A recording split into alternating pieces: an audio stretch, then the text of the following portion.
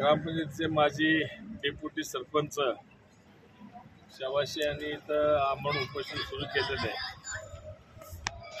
ग्रामपंचायतीच्या ह्या पंचवार्षिक योजनेमध्ये जे शासनाकडून निधी येत होता, टॅक्स येत होतं, त्याच्यामध्ये प्रचंड असं 4-5 कोटीचा भ्रष्टाचार झाला असं त्यांचं म्हणणं आहे। त्यांनी 2 दिवस झाले ते उपोषणाला बसलेले आहेत। ते ग्रामसेवक काही यायला तयार नाही आणि ग्रामसेवक कधी इथं गावाला येत नाही, त्याच्या शेतामध्ये बसूनच त्यांनी सगळं काम करतंय आणि ते सगळं दप्तर इथं शेतावरच आहे।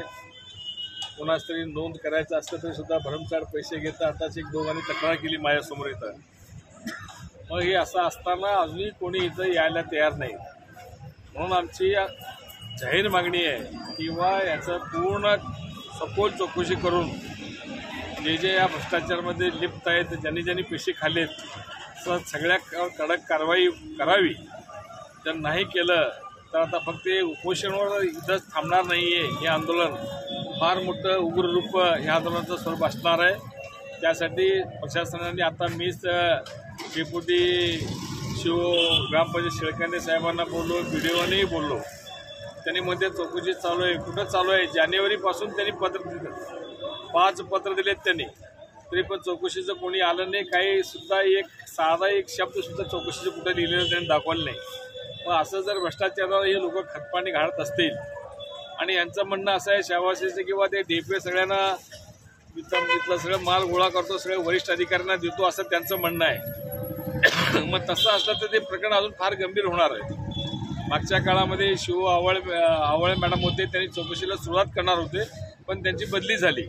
आता नवीन साहेब आले, जंगम साहेब, त्यांनाही आम्ही भेटणार आहे, त्यांनाही सांगणार आहे। त्यांनी तिथं त्यांना ह्याच्यामध्ये त्यांच्या आउटवर्डमध्ये हे देऊन आलेत, निवेदन देऊन आलेत त्यांनी त्यांच्या ऑफिसमध्ये, ते बघितले असतील निश्चितपणे। म्हणून हे सर्व बघत असताना मोठ्या प्रमाणात भ्रष्टाचार झालेले सिद्ध होते। ते प्रकरण दाबण्याचा प्रयत्न चालू आहे, काही राजकीय दबाव चालू आहेत। मग असं जर झालं तर कुंभारीची जनता रस्त्यावर उतरल्याशिवाय राहणार नाही।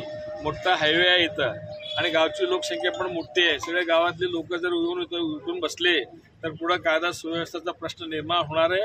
त्या दिवशी त्यासाठी सर्व संबंधितांनी ताबडतोब यावं आणि जे कोणी याच्यामध्ये लिप्त आहेत, सहभागी आहेत, त्या सगळ्या लोकांवर कडक कारवाई करावी असं माझं आग्रही मागणी आहे।